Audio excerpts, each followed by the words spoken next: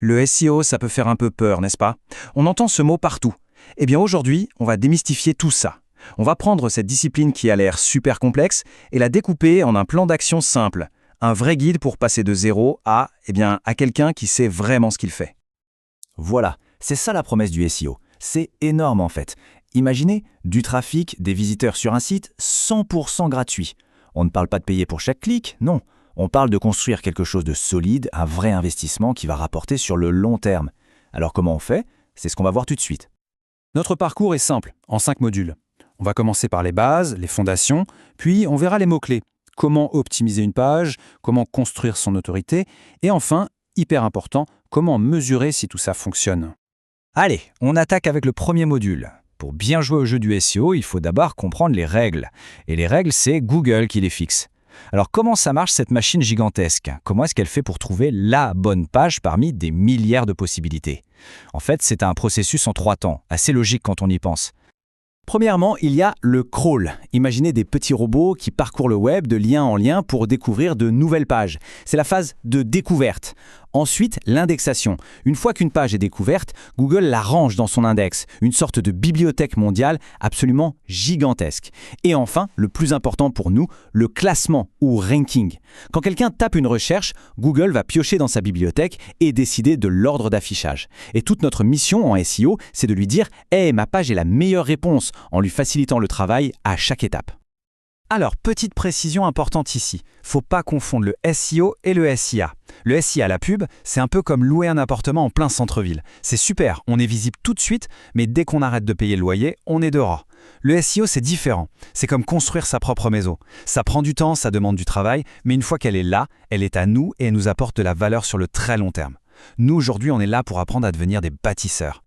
Ok, on a compris la mécanique du moteur. Maintenant, il nous faut du carburant pour le faire tourner.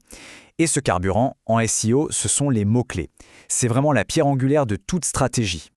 Un mot-clé, c'est simple. C'est ce que les gens tapent dans la barre de recherche. C'est le langage de l'utilisateur. Et c'est ce langage qui fait le pont entre un besoin, une question et notre contenu, qui est la réponse. Si on choisit le mauvais pont, ou un pont qui mène nulle part, eh bien tout le reste de notre travail ne servira à rien. C'est dire si c'est crucial. Et là, il y a une distinction super importante à faire. D'un côté, on a les mots-clés généraux, genre chaussures de course. Beaucoup de monde cherche ça, c'est hyper compétitif. C'est un peu comme pêcher aux chalutes en pleine mer. On ramasse plein de choses, mais pas forcément ce qu'on veut. Et de l'autre, on a ce qu'on appelle la longue traîne. Par exemple, meilleures chaussures de course pour marathon. Là, le volume de recherche est plus faible, c'est sûr. Mais la personne qui tape ça, c'est exactement ce qu'elle veut.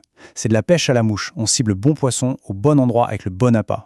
Et le taux de conversion, derrière, il n'a rien à voir. Alors concrètement, comment on choisit? Il y a quelques questions à se poser.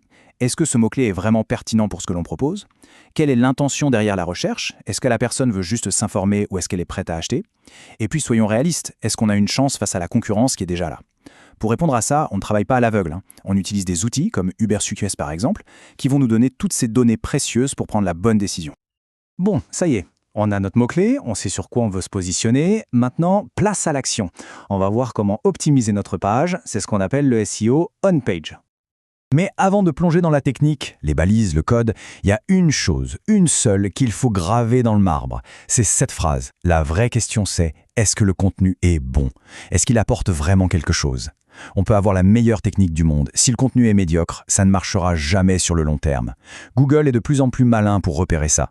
D'ailleurs, en parlant de contenu de qualité, regardez ce chiffre. 1400 mots. Des études montrent que les contenus longs ont tendance à mieux se classer. Attention, ça ne veut pas dire qu'il faut délayer pour atteindre ce chiffre. Non, ça veut simplement dire qu'un article de fond qui explore un sujet en profondeur a plus de chances de répondre à toutes les questions que se pose un utilisateur. Et comme le but de Google, c'est de satisfaire l'utilisateur, eh bien il va logiquement privilégier ce type de contenu. En plus du contenu, il y a la technique bien sûr. Voici une petite checklist de base, les points non négociables. La vitesse de chargement, une page qui met des plombes à charger, c'est non. L'affichage sur mobile, aujourd'hui c'est la base. Pas de lien cassé, ça ne fait pas pro et ça énerve Google. Et l'accessibilité, notamment pour les images. Tout ça, ça concourt à une bonne expérience utilisateur. Et un utilisateur content, c'est un Google content. Ok, on a une super page, bien optimisée, avec un contenu génial. Est-ce que c'est suffisant? Pas tout à fait. C'est même que la moitié du travail. Maintenant, il faut prouver à Google que notre site est une référence, qu'il est digne de confiance. Et ça se joue beaucoup en dehors de notre propre site. L'élément clé pour construire cette autorité, c'est le backlink. C'est quoi un backlink? C'est tout simplement un lien qui pointe d'un autre site web vers le nôtre. Il faut vraiment voir ça comme des votes de confiance. Si un site réputé fait un lien vers notre article, c'est comme s'il disait à Google « Hey, ce contenu-là, il est top, je m'en porte garant ». Et ça, pour Google, ça a une valeur énorme. Et ce n'est pas juste de la théorie. Regardez cette anecdote. Une simple campagne de backlinks bien menée, et hop, les positions se consolident dans le top 3. Ça montre à quel point c'est encore et toujours un levier surpuissant en SEO.